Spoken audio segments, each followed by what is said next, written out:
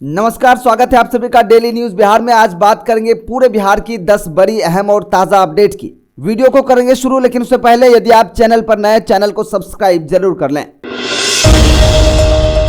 जदयू के नेता निशांत कुमार ने पार्टी प्रवक्ताओं को सलाह दी कि वे दल के राष्ट्रीय अध्यक्ष एवं पूर्व मुख्यमंत्री नीतीश कुमार की 2 दशक की उपलब्धियों और दल की नीतियों को प्रभावी ढंग से जन जन तक पहुंचाएं। निशांत ने कहा कि हमारी पार्टी सभी तबकों का सम्मान करती है, इसलिए किसी भी धार्मिक एवं सामाजिक समूह की भावना आहत न हो, इसका ख्याल हमेशा रखा जाना चाहिए। पार्टी प्रवक्ताओं ने निशांत कुमार से आग्रह किया कि वे लोगों के बीच जय निशांत तय निशांत के नारे के साथ जाना चाहते हैं।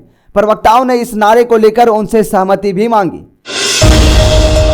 बिहार में कृषि क्षेत्र को मजबूत करने के लिए बड़ा फैसला लिया गया है। बिहार एग्रीकल्चर डिपार्टमेंट ने स्थानीय स्तर पर बीज उत्पादन बढ़ाने की पहल की है। अब देश के बड़े बीज उत्पादक संस्थान बिहार में ही उत्पादन करेंगे। इससे किसानों को गुणवत्तापूर्ण बीज आसानी से मिल सकेंगे। राज्य की कृषि आत्मनिर्भरता को बढ़ावा मिलेगा। वर्तमान में बिहार में उपयोग होने वाली 80% से अधिक रोपण सामग्री बाहर से मंगाई जाती है। इससे परिवहन खर्च बढ़ने के कारण कीमतें ज्यादा हो जाती हैं। किसानों को महंगे बीज और पौधे खरीदने पड़ते हैं। अब इस निर्भरता को कम करने की योजना बनाई गई है। राजधानी पटना समेत पूरे प्रदेश के स्वास्थ्य केंद्रों पर अब हर माह की 14 तारीख को आयुष्मान आरोग्य शिविर का आयोजन किया जाएगा। सामुदायिक स्वास्थ्य केंद्र, प्राथमिक स्वास्थ्य केंद्र एवं हेल्थ एंड वेलनेस सेंटर में शिविर लगाए जाएंगे। शिविर में 8 प्रकार की स्वास्थ्य जांच, उपचार व निःशुल्क दवाओं का वितरण का भी सुविधा उपलब्ध होगा। इसके साथ ही आरोग्य सभा का आयोजन भी किया जाएगा। इसमें योग, टेली कंसल्टेशन, मधुमेह की स्क्रीनिंग व उच्च रक्तचाप की जांच की जाएगी। इन शिविरों का आयोजन विशेष चिकित्सकों की निगरानी में किया जाएगा। इन चिकित्सकों को संबंधित जिले, निकटतम चिकित्सा महाविद्यालय, जिला अस्पताल, अनुमंडल अस्पताल, पीएचसी एवं सीएचसी से बुलाया जाएगा। बिहार के विश्वविद्यालयों ने 13,18,000 से ज्यादा उत्तीर्ण छात्र छात्राओं की डिग्रियां समर्थ पोर्टल पर अपलोड नहीं किया है। इसके चलते संबंधित छात्र छात्राओं को खासी परेशानी उठानी पड़ रही है। जिन अभ्यर्थियों का चयन सरकारी नौकरियों में हो गया है, उनकी डिग्रियों का ऑनलाइन जांच या सत्यापन नहीं हो पा रहा है और इस कार्य हेतु उन्हें विश्वविद्यालयों का चक्कर लगाना पड़ रहा है। जबकि बिहार सरकार और विश्वविद्यालय अनुदान आयोग ने डिग्रियों को पोर्टल पर अपलोड करने हेतु कई बार कड़े निर्देश दिए हैं। उच्च शिक्षा विभाग ने विश्वविद्यालयों की इस लापरवाही से राज्यपाल सह कुलाधिपति लेफ्टिनेंट जनरल सैयद अता हसनैन को अवगत कराया है। इस मामले को गंभीरता से लेते हुए राज्यपाल सह कुलाधिपति ने 1 माह में उत्तीर्ण छात्र छात्राओं की तमाम डिग्रियों को पोर्टल पर अपलोड करने के आदेश कुलपतियों को दिया है। पटना रेंज में मद्य निषेध से जुड़े लंबित मामलों पर बड़ी कार्रवाई हुई है। जितेंद्र राणा ने समीक्षा बैठक में कई गंभीर लापरवाहियां उजागर की हैं। आगमकुआं थाना क्षेत्र में लंबित मामलों में ढिलाई सामने आई है। इस पर एसडीपीओ, थानाध्यक्ष और अनुसंधानकर्ता को कारण बताओ नोटिस जारी किया गया है। पुलिस महकमे में इस कार्रवाई से हड़कंप मच गया है। बैठक में एसपी पूर्वी और पश्चिमी समेत कई अधिकारी मौजूद थे। एसडीपीओ, थानेदार और केस के आईओ भी समीक्षा में शामिल हुए।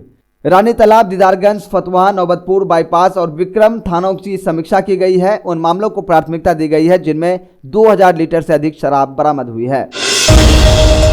राजकीय मॉडल विद्यालय में 9वीं कक्षा में 30 अप्रैल तक नामांकन लिया जाएगा। इस संबंध में शिक्षा विभाग ने शुक्रवार को सभी जिला शिक्षा पदाधिकारियों को आदेश जारी कर दिया है। आदेश में कहा गया है कि नामांकन प्रवेश परीक्षा में प्राप्त अंकों के आधार पर होगा, जिसमें न्यूनतम 50% अंक अनिवार्य है और इतने अंक आने वाले विद्यार्थियों को प्राथमिकता दी जाएगी।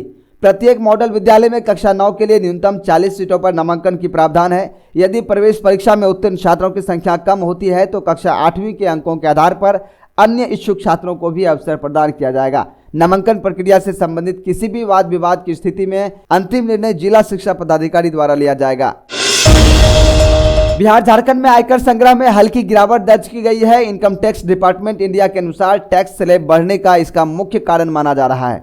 वित्त वर्ष 2025-26 में कुल सकल संग्रह 25,209 करोड़ रुपये रहा। रिफंड के बाद शुद्ध कर संग्रह 17,580 करोड़ रुपये दर्ज किया गया। पिछले वित्त वर्ष की तुलना में इसमें हल्की कमी आई है।